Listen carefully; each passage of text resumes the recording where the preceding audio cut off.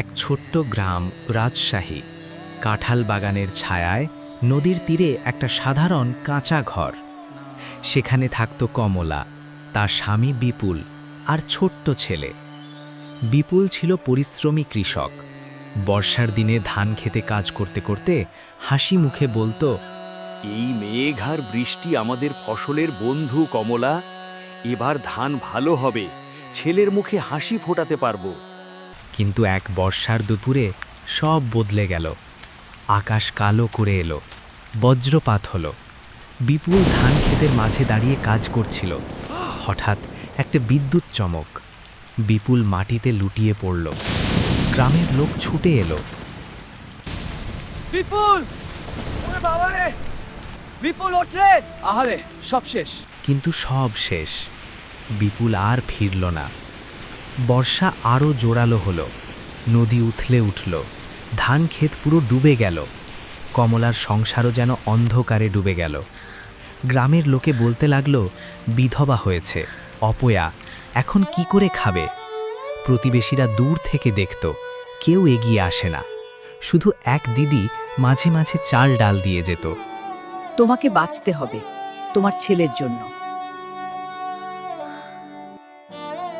কমলা রাত জেগে কাঁদত, কিন্তু সকাল হলেই মনে মনে বলতো, আমার ছেলেকে তো বাঁচাতে হবে, আমি হার মানব না।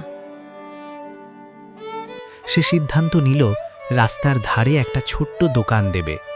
শুধু চা নয়, সকালে গরম গরম লুচি, আলুর দম বা পরোটা সবজি রান্না করে বিক্রি করবে। যাত্রীরা সকালে চা খাবার খেয়ে দিন শুরু করবে। প্রথম দিন উনুনে আগুন জ্বালিয়ে কমলার জনা লুচি ভাজতে লাগল। গন্ধ ছড়িয়ে পড়ল। কয়েকজন যাত্রী এসে বলল, বাহ, কি সুস্বাদু লুচি আর চা, অনেকদিন এমন খাইনি। প্রত্যেক দিন কমলা তার দোকানে খাবার করা শুরু করতে লাগলো। ধীরে ধীরে তার খাবার দোকানের নাম ছড়িয়ে পড়তে লাগলো। কিন্তু একা মহিলা একটা দোকান চালাচ্ছে, এটা গ্রামের লোকেরা ভালোভাবে নিল না। কিন্তু গ্রামের কিছু ছেলে এসে উৎপাত শুরু করল। বিধবা মেয়ে দোকান দিয়েছে, লজ্জা করে না? হ্যাঁ, কি ভাবছিস তুই, সমাজের নিয়ম মানিস না? এই দেখ, পুরো গ্রামের হাসির পাত্র হয়েছিস। অপমান, হাসি ঠাট্টা। কমলা মুখ বুজে সহ্য করল। রাতে একা কাঁদল, কিন্তু ভোর হলেই আবার উনুন জ্বালালো।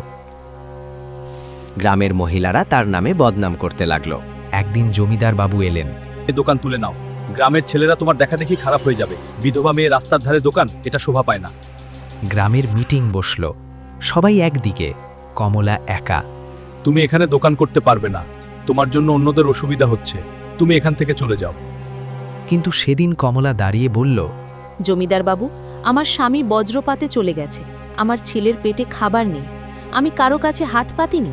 ছেলে যখন খিদের জ্বালায় কাঁদত, তখন তো দিদি ছাড়া আমাকে কেউ সাহায্য করেনি আমার ছেলেকে দুমুঠো খাবার দিয়ে। এই দোকান আমার লড়াই, আমি লুচি চা বানিয়ে যাত্রীদের খাওয়াই। যদি আমার রান্নায় মানুষ খুশি হয়, তাহলে আমার জায়গায় রাস্তার ধারেই। কোথায় আপনারা আমার পাশে দাঁড়াবেন, তা না করে যারা আমাকে অপমান করছে তাদের পাশে দাঁড়াচ্ছেন। আপনারা যত খুশি আমাকে অপমান করুন, কিন্তু আমি থামব না, আমার ছেলেকে আমি বাঁচাবো। জমিদার চুপ। কয়েকজন বয়স্ক লোক বলল, ঠিক বলেছে মেয়েটা, লড়ছে তো, সাহায্য করা উচিত। দিন যেতে লাগল। কমলার লুচি চা এত সুস্বাদু হলো যে দূর গ্রাম থেকেও লোক আসতে শুরু করল। সে গরিব যাত্রীদের বিনি পয়সায় খাবার দিত। একদিন একটা ছোট্ট মেয়ে এসে বলল, কাকিমা, আমিও বড় হয়ে তোমার মতো নিজের পায়ে দাঁড়াবো। কমলার চোখ ভিজে উঠল। আস্তে আস্তে গ্রাম বদলাতে লাগল। যে ছেলেরা উৎপাত করত তারা লজ্জা পেয়ে চুপ হয়ে গেল। কমলার দোকান এখন গ্রামের গর্ব। অনেক বিধবা অসহায় মেয়েরা এসে রান্না শেখে, চা খাবার বানানো শেখে, নিজের ব্যবসা শুরু করে।